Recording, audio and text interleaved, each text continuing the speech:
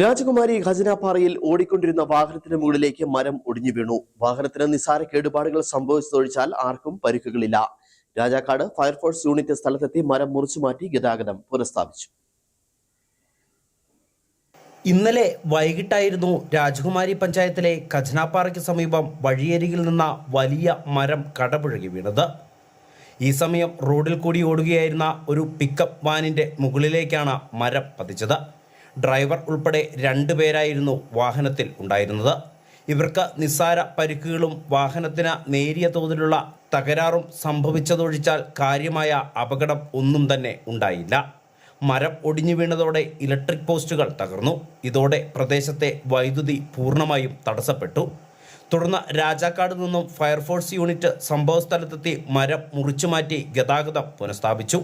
Udumbanchola MLA advocate സേനാപതി വേണു, രാജകുമാരി ഗ്രാമപഞ്ചായത്ത് president M ഈശ്വരൻ, നെടുങ്കണ്ടം ബ്ലോക്ക് പഞ്ചായത്ത് അംഗം P രാജാറാം തുടങ്ങി ജനപ്രതിനിധികളും പഞ്ചായത്തിലെ RRT അംഗങ്ങളും നാട്ടുകാരും രക്ഷാപ്രവർത്തനത്തിൽ ഏർപ്പെട്ടു. ഒടിഞ്ഞു വീണ മരത്തിൻ്റെ വലിയൊരു ഭാഗം സമീപത്തെ വീടിന് ഭീഷണി ഉയർത്തി നിൽക്കുകയായിരുന്നു. വനം വകുപ്പും റവന്യൂ, പോലീസ്, ജനപ്രതിനിധികൾ ഇടപെട്ടതോടെ അപകട ഭീഷണി ഉയർത്തി നിൽക്കുന്ന മരവും മുറിച്ചു മാറ്റി. രാത്രി 9 മണി വരെ നീണ്ടതായിരുന്നു പ്രവർത്തനം.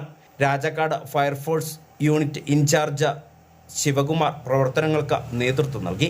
തൊട്ടടുത്തുള്ള വീടുണ്ടായിരുന്നതിനാൽ അത് അതീവ അപകടാവസ്ഥയിലായിരുന്നു.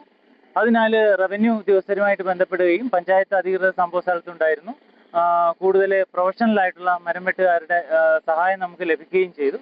അവരുടെ സഹായത്തോടെ ഈ മരം പൂർണ്ണമായിട്ടും മുറിച്ചു മാറ്റി. പ്രദേശത്തെ മരം മുറിക്കുന്നതിൽ വിദഗ്ധ പരിശീലനം ലഭിച്ച തൊഴിലാളികളെ എത്തിച്ച മരം പൂർണ്ണമായും മുറിച്ചു നീക്കി. പൂപ്പാറ ഖജനാപ്പാറ റോഡിൽ B ഡിവിഷൻ ജംഗ്ഷന് സമീപം ഒരു വലിയ മരം വീണ് 2 പേര് അപകടത്തിൽപ്പെട്ടു. 407 വണ്ടിയിൽ വന്നവർക്കാണ് അപകടം ഉണ്ടായത്. ഏതായാലും അവർ രക്ഷപ്പെട്ടു എന്നുള്ളതാണ് നമുക്ക് ഒരു ആശ്വാസം. ഈ മരത്തോട് ചേർന്ന് തന്നെ വീണ്ടും 2 മരങ്ങൾ ഇളകി റോട്ടിൽ വീഴുന്ന അവസ്ഥയിലാണ് നിന്നുകൊണ്ടിരുന്നത്.